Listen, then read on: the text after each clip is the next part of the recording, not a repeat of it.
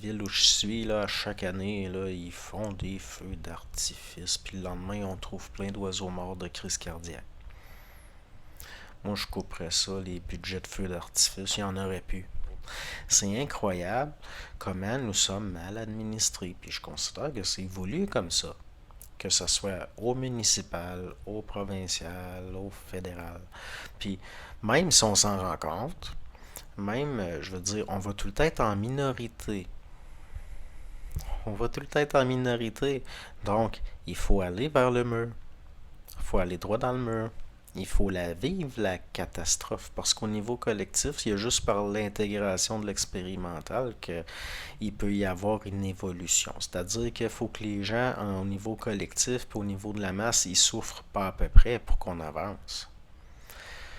Mais là, en attendant, l'individu, lui, qui a une certaine lucidité, qui se rend compte de tout ça, il faut pas qu'il tombe dans le piège d'avoir le moral à terre. Il faut garder le moral pareil, puis considérer que, bon, on va tout le temps jusqu'à un certain point, il y a toujours possibilité de s'en sortir pareil, puis quelqu'un qui sait tirer son épingle du jeu va toujours avoir la capacité quand même de se créer une situation, puis de bien vivre quand même.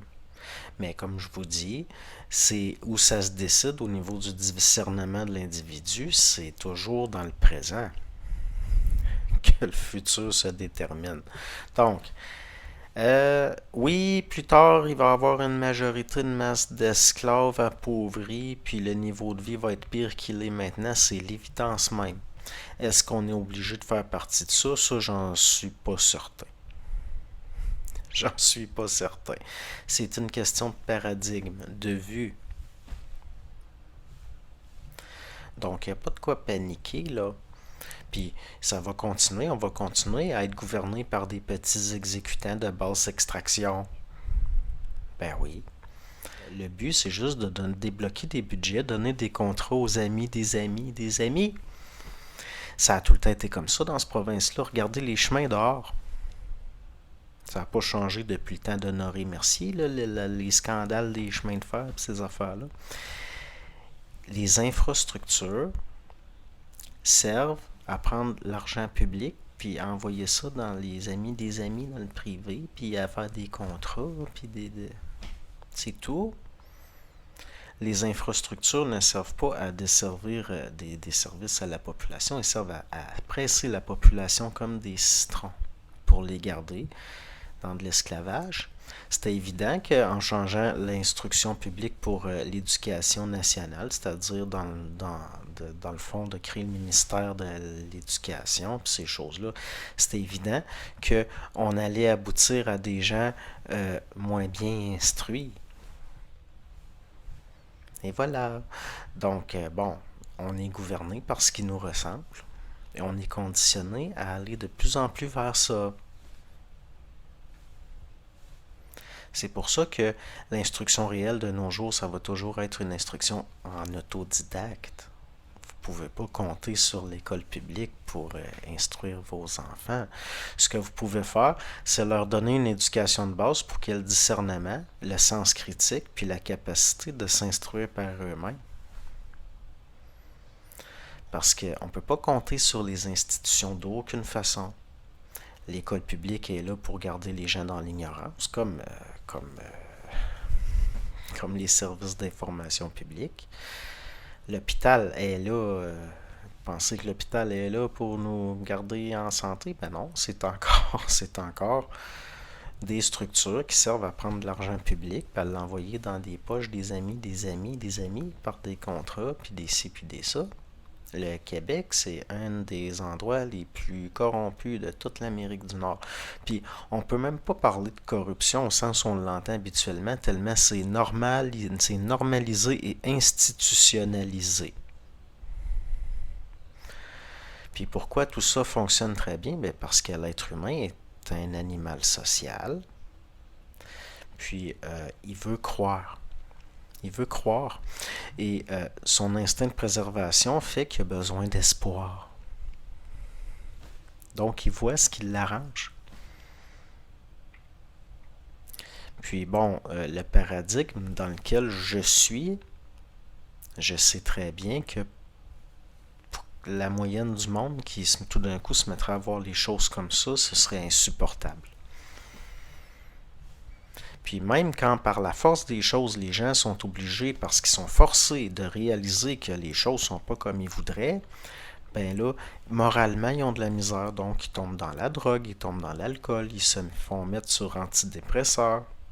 Qui voudrait voir tout ça à froid, tout en restant de bonne humeur? Ça prend des décennies d'accoutumance et d'endurcissement pour venir à bout d'endurer tout ça, sans faire une dépression, sans être malheureux. Hein? Mais une fois qu'on a la lucidité de voir que ça donnera rien, ça donnera rien de déchirer sa chemise. Parce que pour un qui déchire sa chemise, il y en a 100 000 qui la gardent, puis qui rationalisent, puis qui considèrent que ça peut pas être aussi pire, puis ben bon. Donc ça donne rien. C'est un peu comme se plaindre que ça va mal. Ça empêche pas d'aller mal.